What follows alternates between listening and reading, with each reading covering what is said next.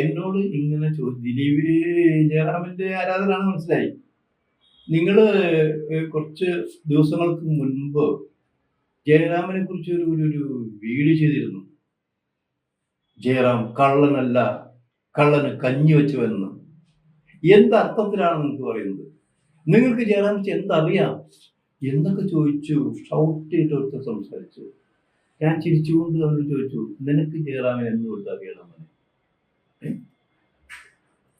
എനിക്ക് ജയറാമിനെ അറിയാവുന്നത് ജയറാം മലയാള സിനിമയിൽ വലതുകാല് വെച്ച് വന്ന ദിവസം മുതൽ ഞാനിപ്പോഴും സംശയിക്കുന്നു അയാൾ ഇടതുകാല് വെച്ചാണോ കയറിയതെന്ന് നോക്കിയിട്ടുണ്ട്. കാരണം വാതുറന്ന കള്ളമേ പറയും. അഭിനയം എന്ന് പറഞ്ഞാൽ സിനിമയിലല്ല, ജീവിതത്തിലാണ് അയാൾ അഭിനയിച്ചു. എനിക്ക് മനസ്സിലായെന്ന്. അപരം എന്നുള്ള സിനിമ പോലെ അടുത്ത നല്ല ബന്ധം തന്നെയാണെന്നത്.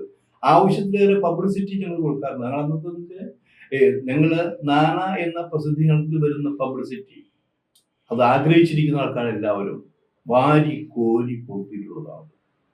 ഇപ്പോട്ടെ, അതൊക്കെ പോട്ടെ. പറഞ്ഞു വന്നത് എന്തുകൊണ്ടാണ് ചെയ്തത്? കാരണം ജയറാമിനെ കുറിച്ച് പരാതികൾ മാത്രമേ, ദുഃഖകരമായ വാർത്തകളുമായ ചതിയുടെ കഥകൾ മാത്രമാണ് പലർക്കും പറയാനുണ്ടായിരുന്നത്.